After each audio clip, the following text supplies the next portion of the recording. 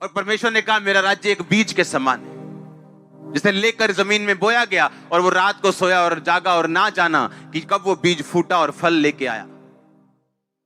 आप जब डिक्लेयर करते हो अपनी लाइफ के ऊपर, सुनो मेरी बात,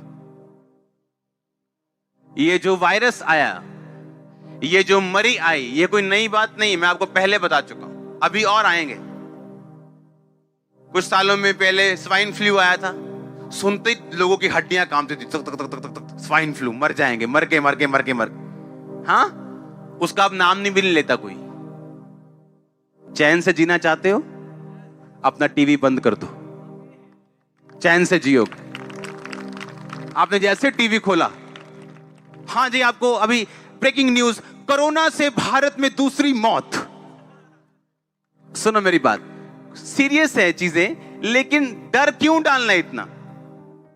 आप रिपोर्ट पढ़ो एक, मैं आपको रिपोर्ट पढ़ाता हूं, गूगल में रिपोर्ट पढ़ो एक कैंसर की। According to national cancer register programme of the Indian council of medical research, ये इंडिया की बहुत बड़ी एक रिसर्च है, 1300 लोग रोज कैंसर से मरते हैं, एवरी डे, रोज इंडिया में। आज अगर आज आप वचन सुन रहे हैं, पूरे इंडिया में 1300 लोग मर रहे हैं, कैंसर मर जाएंगे आज कैंसर से। कल 1300 लोग मर चुके कैंसर से, और कोरोना से हुई भारत में दूसरी मौत। आप मेरी बात समझ रहे कि नहीं? टीबी की रिपोर्ट देखेंगे हम। India must fight TB harder as disease claims 40,100 every day. 1400 लोग रोज मरते हैं टीबी से इंडिया में। आप टीबी से तो डरते नहीं हो, आप कैंसर से तो डरते नहीं हो। हाँ, देखो बीमारी की सीरियसनेस है, हमें सरकार का साथ देना है, हाथ धो, जो करना है करो, डरो मत। डर गए तो एक और रिपोर्ट हम पढ़ेंगे हार्ट की। हार्ट डिजीज से 2016 में 28 लाख लोग मरे हैं, सिर्फ हार्ट डिजीज से। अगर मैं रोज आपको यह बात बताऊं, आपके अनुग्रह टीवी पे आप जैसे सुबह खोलो, आज 2000 बंदा मर गया हार्ट अटैक से, आप बोलोगे मेरे भी माड़ी माड़ी हुंदी है, चेक कर आई हम। आप समझ रहे कि नहीं? 28 लाख कितने एक साल में? 20,000 रोज एवरेज लगा लो, 20,000 से भी ज्यादा। रोज के 700 लोग मरते हैं रोज के, किससे? हार्ट अटैक से। अगर मैं रोज आपको यह बात बताऊं सुबह उठ के कि भाई आज 700 बंदा मर गया हार्ट अटैक, और आपके दिल में डाल दूं कि हार्ट अटैक बड़ी तगड़ी बीमारी है, आपको नहीं भी होना होगा, हो जाएगा। क्योंकि आप समझ रहे मेरी बात, कोरोना वायरस जो है वो इम्यूनिटी प्रॉब्लम है। लोगों को छोले भटूरे ज्यादा खाने की आदत है, फल फ्रूट खाने की आदत नहीं, एक्सरसाइज करने की आदत नहीं, मोबाइल पे ज्यादा रहते हैं, मोबाइल पे ज्यादा रहोगे आपकी इम्यूनिटी लो होगी। छोटे से छोटा वायरस भी ऐसा बन जाएगा। ये वायरस के पहले नहीं थे।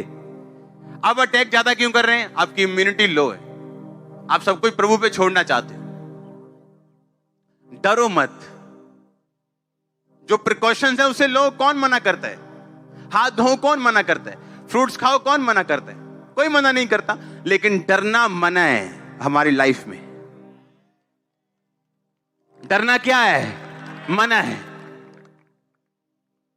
रोज 1300, 1200, रोज 1400 लोग मर रहे टीबी से, आप उससे तो डरते नहीं। लेकिन कोरोना से आज भारत में दूसरी मौत, वो आपको डरा चुकी है। आपको, आप हाथ शेक करने में घबरा रहे हो, कोई करे नाले भजन संहिता कानून, अब क्यों डर लग रहा है? आप डर चुके हो। और ये आज निकला है वायरस। हम रोज प्रेयर करते हैं भजन संहिता 91 से, एवरी डे। मेरी पर्सनल प्रेयर में एक भजन संहिता 91 है, मेरी पर्सनल, जो मैं अपने लिए करता हूं। उसको पढ़ेंगे, चलो मैं आपको पढ़ के भी बताता हूं। भजन संहिता 91 उसकी एक आयत, इसमें कंडीशन है, जो परम प्रधान के छाए हुए स्थान में बैठा रहे, यानी पक्का विश्वासी हो, बैप्टिज्म लिया हुआ, नशे छोड़ा हुआ, पूरी तरह से प्रभु का साथ पाया हुआ, कहता वो सर्वशक्तिमान की छाया में ठिकाना पाएगा। मैं यहोवा के विषय कहूंगा, वो मेरा शरण स्थान है, मेरा गढ़ है। गढ़ यानी एक ऐसा स्थान जहां पे एनिमी अंदर आसानी से नहीं घुस सकता। हालेलुया। वह मेरा परमेश्वर है, मैं उस पर भरोसा रखूंगा। वो तुझे बहेलिये के जाल से और महामारी से बचाएगा, तुझे फेक एजेंट्स से बचाएगा। हाँ, बहेलिया दाना दिखा के तुझे फंसा लेगा, कहता तू बच जाएगा उससे। आगे पढ़ेंगे। वह तुझे अपने पंखों की आड़ में ले लेगा, तू उसके परों के नीचे शरण पाएगा। उसकी सच्चाई तेरे लिए ढाल और झिलम ठहरेगी। तू न रात के भय से डरेगा, ना उस तीर से जो दिन को उड़ता है, ना उस मरी से जो अंधेरे में फैलती है, ना उस महारोग से जो दिन दोपहरी में उजाड़ता है। कैंसर ने दिन दोपहरी लोग उजाड़ दिए, टीबी ने उजाड़ दिए, एड्स ने उजाड़ दिए, कोरोना ने लोगों को उजाड़ दिया। कहता ना उस महारोग से जो दिन दोपहरी में तेरे निकट नहीं आएगा। कहता तेरे निकट 1000 तेरी दाहिनी और 10,000 गिरेंगे, परंतु वह तेरे पास ना आएगा। जब आप युद्ध में जाते थे लोग, तो तीर आते थे, तीर हजारों की गिनती में। कहता तेरे निकट 1000 गिरेंगे, तेरे दाहिनी 10,000 गिरेंगे तीर, पर एक तीर भी तेरे पास ना आए। तेरे इधर 10,000 मरेंगे, इधर 1000 मरते होंगे, पर वो तेरे पास नहीं आएगा। बाइबल कहती, परमेश्वर ने कहा जाके फिरौन को बोल दे कि तेरे पूरे घराने, तेरे पूरे देश के ऊपर अंधेरा छाया रहेगा और मेरे इस्राएलियों पर कोई कुत्ता भी भाव नहीं करेगा। कुत्ता भी भौंकेगा नहीं, लेकिन तेरे देश के ऊपर मरियां आएंगी। बाइबल कहती, परमेश्वर ने कहा अगर तुम मेरी सेवा करो, मेरे नाम का भय मानो, बुराई से अलग रहो, तो जितने रोग और विपत्तियां मैंने मिस्रियों के ऊपर भेजी थी, जितने प्लेग महामारियां उनके ऊपर आई थी, तुम्हारे ऊपर एक भी नहीं आएगी। रोज सुबह उठ के बोलना है, कोई महारोग मेरा हिस्सा नहीं, कोई महामारी मेरा हिस्सा नहीं, मेरे परिवार का हिस्सा नहीं।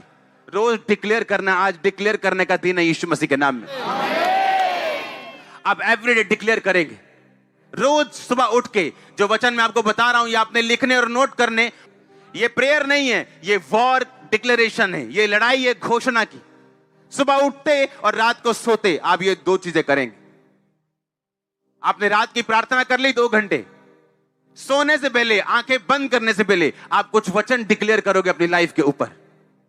आप देखना क्या होता है। मैं आपको सच कह रहा हूं, 1% भी आपको फील ना हो कि मैं जो बोल रहा हूं इसका असर होगा कि नहीं होगा। 1% भी आपको फील नहीं होगा कि इसका असर होगा, पर उसका असर होगा, क्योंकि परमेश्वर का राज्य बीज के समान है, जो फील तो नहीं होता, फल लेके आएगा, पर वो आएगा जरूर। मैंने कहा वो आएगा जरूर। आपके बिजनेस फल लाते हुए मैं देख रहा हूं, आपकी जॉब्स, आपकी फैमिली, आपके बच्चे, आपका फाइनेंस, आपकी सेहत को in the mighty name of Jesus में फल लाते हुए देख रहा हूं। मैंने कहा तैयार हो जाओ यीशु मसीह का आत्मा का फल लाने के लिए। ओ आमीन। ऊंचा आशीष ऊंची चर्च।